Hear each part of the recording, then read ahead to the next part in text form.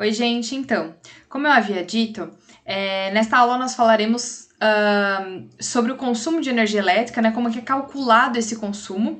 Em continuação, a aula que nós tivemos na semana passada, onde introduzimos esse conteúdo, tudo bem?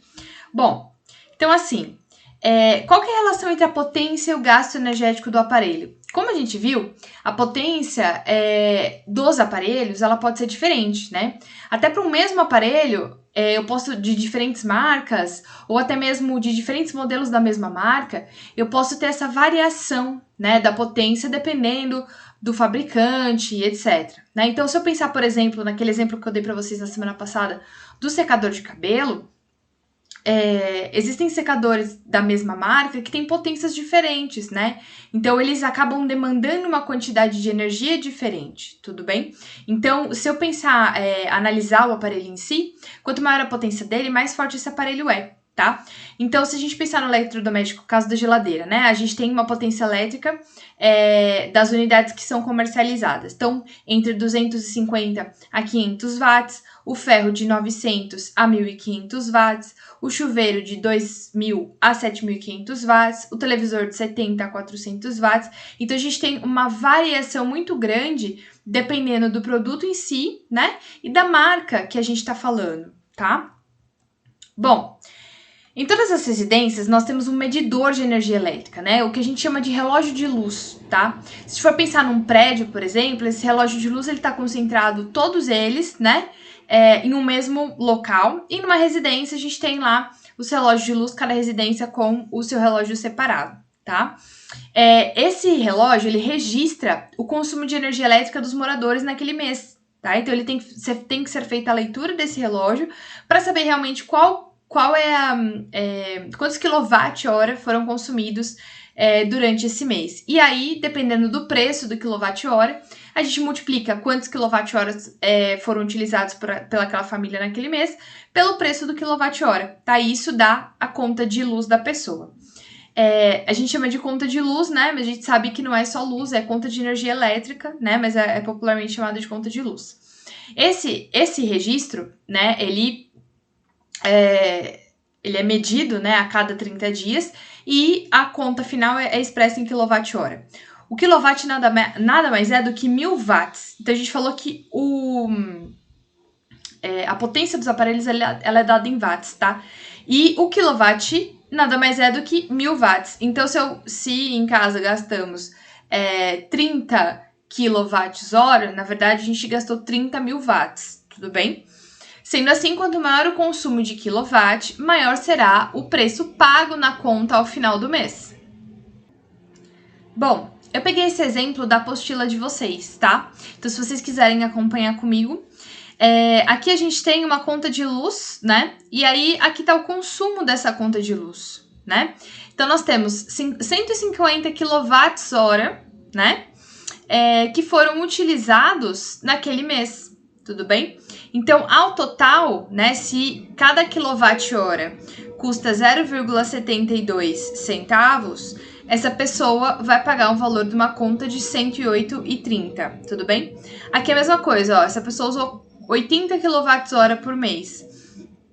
No mesmo valor, né, na conta no mesmo valor, ou seja, 72 centavos por quilowatt-hora, ela vai pagar R$ 57,76. Tudo bem? Obviamente que o valor aqui ele tá diferente porque a gente tem encargos, tributos, impostos e afins, tá? Mas o que interessa pra gente é essa questão aqui do cálculo de quantos quilowatt-hora estão sendo gastos e qual que é o valor final da conta.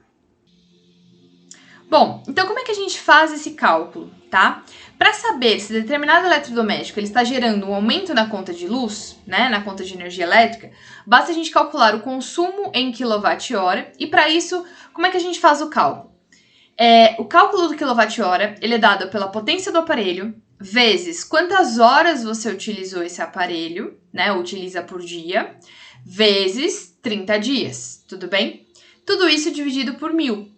E isso dá o valor do quilowatt-hora por mês. Então, isso é uma fórmula, tá? Que é só você mudar os valores dependendo do que for solicitado nos exercícios.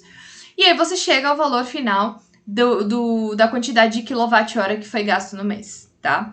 O que a gente tem que tomar um certo cuidado? Por exemplo, se eu falar que eu uso um aparelho meia hora por dia, então ao invés de colocar 1 ali, vezes 1, eu vou colocar vezes 0,5, tá? Porque é meia hora por dia, tudo bem?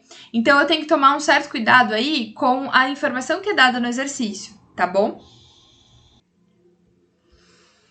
Bom, além disso, né, além desse cálculo que é feito, nós temos alguns tipos de lâmpadas, né, e a gente tá falando de energia elétrica, então obviamente a gente tá relacionado também aos tipos de lâmpada, que são mais econômicas que outras, tá?